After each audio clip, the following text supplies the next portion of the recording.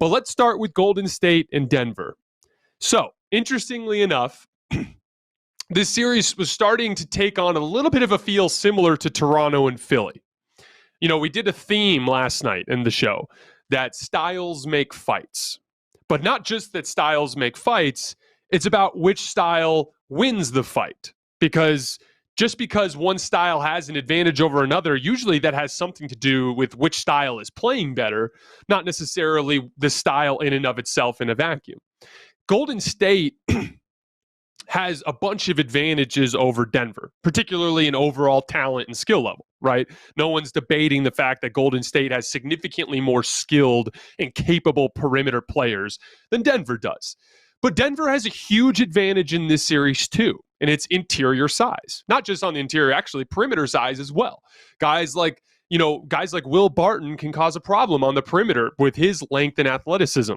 They're a big and strong team. Austin Rivers is another guy who's very, very good and physical defensive guard. They have physical advantages in this series. And early on in the series, Golden State held up really well under that physical onslaught and had a lot of success and took a 3-0 lead.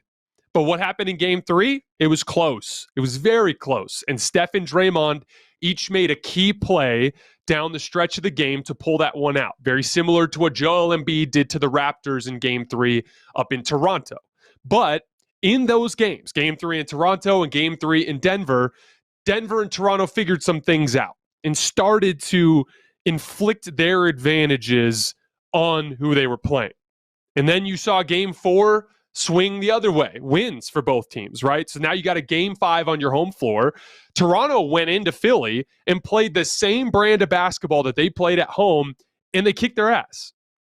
Now, Golden State is not as, I'm not even sure the right word to use here, but Golden State is more experienced, battle-hardened, and prepared for something like this than Philly is. And so when Denver came in tonight and did the exact same thing, just playing that physically imposing brand of basketball, Golden State faltered a little bit, but they had the mental toughness to push through. I tweeted out twice during the game that this was quickly turning into not a must-win, but as close to a must-win as it could be for a team that's up 3-1 in the series. The reason why is you're heading to Denver next, and these advantages, these physical advantages, it's really difficult to regain control of that situation. Look at Phoenix last year. Phoenix, very similar situation.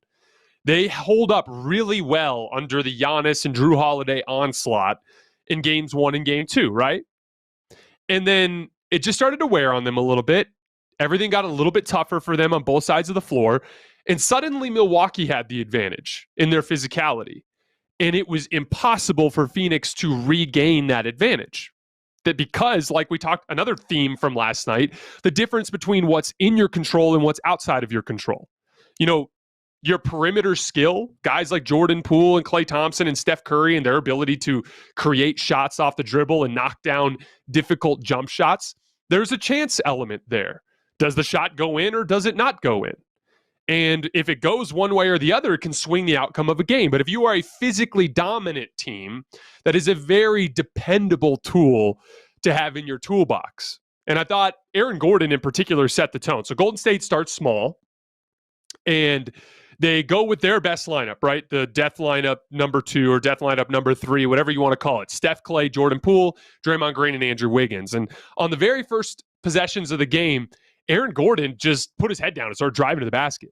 Draws a foul on Draymond Green, gets an offensive rebound and draws a foul. Then he drove to the basket on Klay Thompson and drew a foul. Nikola Jokic was bullying his way inside. Draymond had a foul already. Almost immediately, Steve Kerr had to audible out of that small lineup and go big. He brings in Kevon Looney to try to get some size in there, and it ended up being something they had to navigate the rest of the night.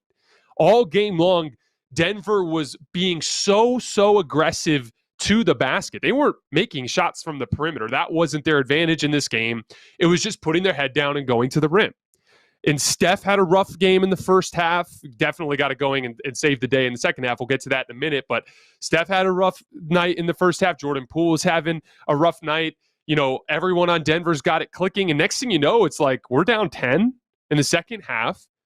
They've been the better basketball team over the last 2.5 games, we might be in some trouble here. And that's why I was saying it was a must win. And to Golden State's credit, they reached down deep and they got it done. You know, Draymond all night long, I don't remember how many rebounds he finished with, but I think he might have had 0 or barely more than that. And it's because all night long, he was fighting his ass off on just boxing dudes out. And Golden State was getting killed on the offensive glass. And, you know, there's this interesting dynamic with rebounding that I think led to the key substitution at the end of the game. So I don't know if you guys noticed, but Jordan Poole was absent down the stretch of the game. It ended up being Gary Payton that closed, and there were 2 reasons why. Part of it was Monty Morris drew a couple of fouls on Jordan Poole because he wasn't sliding his feet well on the perimeter and he was getting beat to the basket. Again, young guard. Young guards typically are going to take a while before they really pick up the details of defensive basketball. So I'm not worried about Jordan Poole in the long run, especially in the Golden State system. He'll be a fine defensive player. But Denver was attacking him, and so they went to Gary Payton. And another big reason why they went to Gary Payton was the rebounding. So if Draymond has 0 rebounds because he's locked in box outs all night long, how is it that you secure defensive rebounds? It's crashing. You got to have people come flying in from the perimeter to grab rebounds. I thought that was a big part of why Otto Porter Jr. was getting as much playing time as he did. He was coming flying in and grabbing rebounds. Gary Payton Jr. coming flying in to grab rebounds. And they finally started to get some stops down the stretch of the game. And then Steph was aggressive to the rim. And this was the key difference. In the first half, Denver's defense was super aggressive on the perimeter. Every time they called a ball screen, they were trapping the ball screen and the roll man was wide open, and Golden State was missing that pass a lot. And then when Jordan Poole and Steph and Klay and all those guys were dribbling, Denver's defenders were pressing up into them and taking away their three-point shooting, and they had to drive past them. And part of the reason why the first half was so sloppy was they weren't hitting the roll man and they weren't attacking that overly aggressive perimeter defense. About a pivotal stretch of the game there in the third quarter, Steph got hot, made some threes, got them back into the game. And then down the stretch of the game, it was Steph Curry putting his head down and going to the rim. And he was icing the game at the rim. But a huge performance from Gary Payton Jr. We've talked a lot about him on the show in recent weeks. I obviously have a personal attachment there. I played against him a bunch in college and have a bunch of mutual respect there. And he made his living in college as a playmaker. That's what made him so good in his second year at Salt Lake and in his year at Oregon State. And he was just the perfect guy to have out there down the stretch because he, 1, was making his wide open threes. 2, he could set screens and roll to the basket and make smart decisions because, again, he's had so much experience as a decision maker. Had another play where he cut along the baseline and had a beautiful shovel pass to Draymond Green for a dunk. Just a monstrously impactful, arguably, again, some Golden State fans might disagree with me here, but I thought this game was super pivotal to close the deal tonight to prevent going up to Denver, where you're probably going to lose because they're playing better basketball than you right now and they're pulverizing you physically. And then a game 7, anything could happen. And just an absolutely monster performance from Gary Payton Jr. Now, looking forward, because this is where it gets interesting, Denver pulverized Golden State with a size advantage, but they just didn't have enough skill to capitalize. In the middle of the third quarter, when Steph got hot, if you guys remember, Golden State transitioned to a box and one. They put Klay Thompson on Jokic, and then they put basically 2 guys at the elbow, 2 guys at the block, and it's a zone essentially with those 4 guys, and then Klay Thompson stays glued to Jokic. There's some wrinkles in there, like if Jokic set a ball screen, they would just switch, and then Klay would go into the box, and like Wiggins or whoever it was would then take Jokic. But during that stretch, as the gimmicky defense wasn't working. It was getting stops, but only because Denver was missing shots. They were making fantastic reads out of that box and one and getting wide open threes. And during that same stretch, when Denver was missing those wide open threes, Steph got hot, made some threes, got the game close, and then they were able to close the deal late. But what concerns me is, again, you saw a matchup, a physical mismatch in terms of size, damn near allow a Denver team that has a significantly, they are, especially on the perimeter, at a massive disadvantage with talent. And they damn near push this series to 6 games. And so the issue is, when you get to a later round, let's say Memphis next round, when you're dealing with guys like Jaren Jackson Jr., who's a monster, when you're dealing with guys like Brandon Clark, who arguably stole Game 5 from Minnesota offensive rebounding, guys like Desmond Bane, who are huge at their position.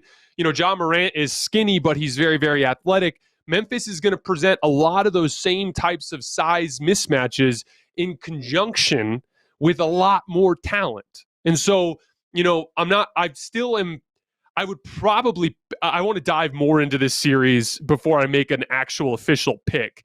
But at the moment, I'm leaning Golden State because I'm going to always trust their experience and how many times they've been in this type of setting. And as big as Memphis is, they don't have a Jokic. And obviously, Jokic was a huge factor in this series in Denver's ability to inflict with their size. But I think that's going to be a very, very close series. Memphis is going to have a lot of advantages. It's going to be interesting. But one last shout out, I got to give it to Steph. Steph had a rough night in the first half. Like I said, everything was trending Denver's way for basically up until that fourth quarter. For the previous 2.5 games, Denver was playing better basketball, or 2 games or so, whatever it was. Denver was playing better basketball. And so things were looking dire.